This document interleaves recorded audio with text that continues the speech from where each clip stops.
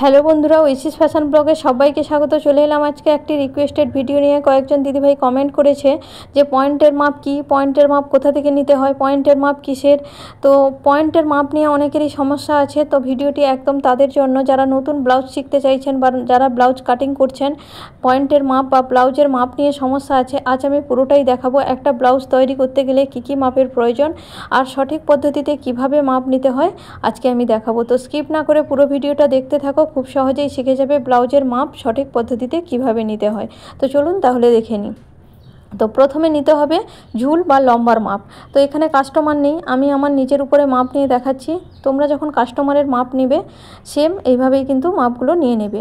তো প্রথমে নিতে হবে ঝুলের মাপ। তো ঝুল বা লম্বার মাপ কাস্টমারকে প্রথমে সোজা হয়ে দাঁড়াতে হবে। এবার যদি নিজের থেকে মাপ নিতে চান তাহলে ঝুলের মাপটা আপনারা সামনের দিক থেকে নিতে পারেন, শোল্ডার লাইন থেকে সাইড দিয়ে এইভাবে ঝুলের মাপটিকে নিতে পারেন। অথবা আপনারা যখন কাস্টমারের মাপ নেবেন তখন আপনারা পেছনের দিক থেকে মাপটিকে নিয়ে নেবেন। একদম এই যে কান আছে, কান বরাবর একদম শোল্ডার লাইন হচ্ছে এটা আমাদের। এই শোল্ডার লাইন থেকে কিন্তু আমাদের প্রত্যেকটা মাপ নিতে হবে। তো এই শোল্ডার লাইন থেকে ইঞ্চি টেপটাকে ধরে নিচের দিকে কাস্টমারকে জিজ্ঞাসা করবেন যে কাস্টমার ব্লাউজের লম্বা বা ঝুল কতটা রাখতে চাইছে। 12, 13, 14 যতটা কাস্টমার রাখতে চাইবে সেই মতো কিন্তু আপনাদেরকে ঝুলের মাপটা নিয়ে নিতে হবে। এইভাবে আপনারা প্রথমে ঝুলের মাপটিকে নিয়ে নেবেন একদম শোল্ডার লাইন থেকে। এবার নিতে হবে ছাতির মাপ। তো ছাতির মাপ যখন আপনারা নেবেন তখন ইঞ্চি টেপটাকে একদম পেছন সাইড দিয়ে ঘুরিয়ে আমাদের সামনের যে একদম সবচেয়ে উঁচু পোর্শান, সবচেয়ে উঁচু জায়গা থেকে ছাতির মাপটিকে নিতে হবে। ঠিক এইভাবে আপনাদেরকে ইঞ্চি টেপটাকে ধরতে হবে। আর ভেতরে আপনাদেরকে একটা আঙ্গুল কিন্তু অবশ্যই রাখতে হবে। এটা কিন্তু মাপ নেওয়ার সঠিক পদ্ধতি। বেশি একদম টেনে চেপে নেবেন না, আবার খুব লুজও নেবেন না। স্বাভাবিক যেভাবে মাপ নেওয়া হয় একটা আঙ্গুল ভেতরের দিকে রেখে আপনাদেরকে এইভাবে কিন্তু মাপটিকে নিতে হবে। একদম পেছন সাইড দিয়ে ঘুরিয়ে ছাতির যে সবচেয়ে উঁচু জায়গা সেই উঁচু জায়গার উপর দিয়ে আপনাদেরকে ছাতির মাপটিকে নিয়ে নিতে হবে একটা আঙ্গুল ভেতরের দিকে রেখে। তো দেখুন, এটা হলো ছাতির মাপ। এরপরে নিয়ে নেব কোমরের মাপ। ঝুলের মাপ যেখানে শেষ হয়েছে সেখান থেকে সেখানে নিতে হবে কোমরের মাপ। তো যতটা আপনারা ঝুল রেখেছিলেন ঠিক সেই জায়গাতে ইঞ্চি টেপটাকে চারিদিকে ঘুরিয়ে নিয়ে নিতে হবে কোমরের মাপ। তো যখন আপনারা কোমরের মাপ নেবেন তখনও কিন্তু অবশ্যই একটা আঙুল ভেতরের দিকে রাখতে হবে। আর খুব বেশি চেপে নেওয়া যাবে না, আবার খুব লুজও নেওয়া যাবে না। তো একটা আঙুল ভেতরের দিকে রেখে ঝুলের শেষ জায়গা থেকে কোমরের মাপটিকে নিয়ে নিতে হবে। তো কোমরের মাপ যতটা আসবে আপনাদের সেই মতো আপনারা কোমরের মাপটিকে নিয়ে নেবেন। এবার যেটা নিতে হবে পয়েন্টের মাপ। তো পয়েন্টের মাপ নিয়ে তো অনেকেরই অনেক সমস্যা আছে।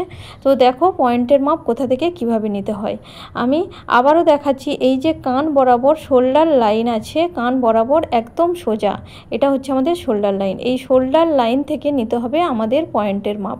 তো শোল্ডার লাইনে ইঞ্চি টেপটিকে ধরে রেখে আমাদের ব্রেস্টের যে মিডিল হচ্ছে সেটাই হচ্ছে আমাদের পয়েন্টের মাপ। তো দেখো একদম শোল্ডার লাইন থেকে ব্রেস্টের যে মিডিল এখানে আমার আসছে 10 ইঞ্চি, কারোর আসতে পারে 8.5, 9, 10, 10.5, 11, যার যেভাবে একদম ব্রেস্টের যে মিডিল পয়েন্ট সেটাই হচ্ছে পয়েন্টের মাপ। এই পয়েন্টের মাপ যদি সঠিক নেওয়া না হয় তাহলে কিন্তু ব্লাউজের খাপ উপরের দিকে উঠে যাবে, খাপ কিন্তু সুন্দর একদমই হবে না। যদি 2 সুত বা একটু বেশি হয় তাহলে কিন্তু কোনো অসুবিধে হবে না, কিন্তু পয়েন্টের মাপ যদি কম নেওয়া হয় তাহলে কিন্তু অনেকটাই অসুবিধে হবে।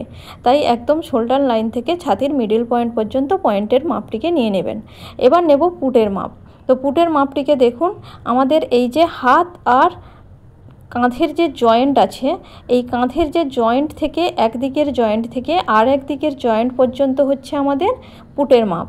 তো একদিকের জয়েন্ট থেকে আর একদিকের জয়েন্ট পর্যন্ত আপনারা মেপে নেবেন যে পুটের মাপটি কত আসছে।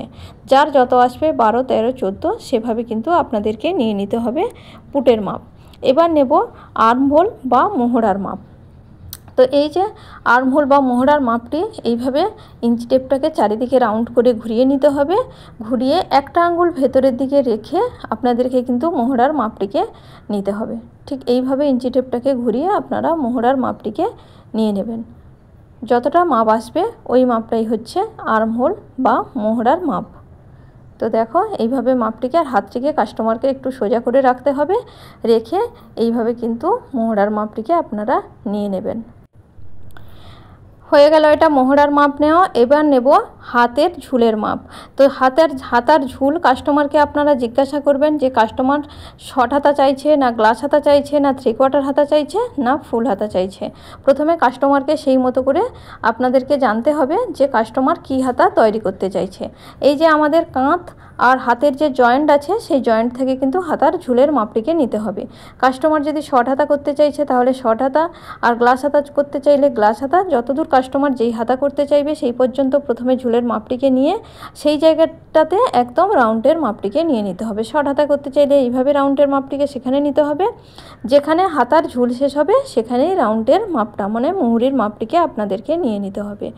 তো প্রত্যেকটি মাপ আমি আপনাদেরকে দেখিয়ে দিলাম যে কিভাবে মাপ নিতে হবে। একটা ব্লাউজ তৈরি করতে গেলে এই কয়েকটি মাপেরই প্রয়োজন।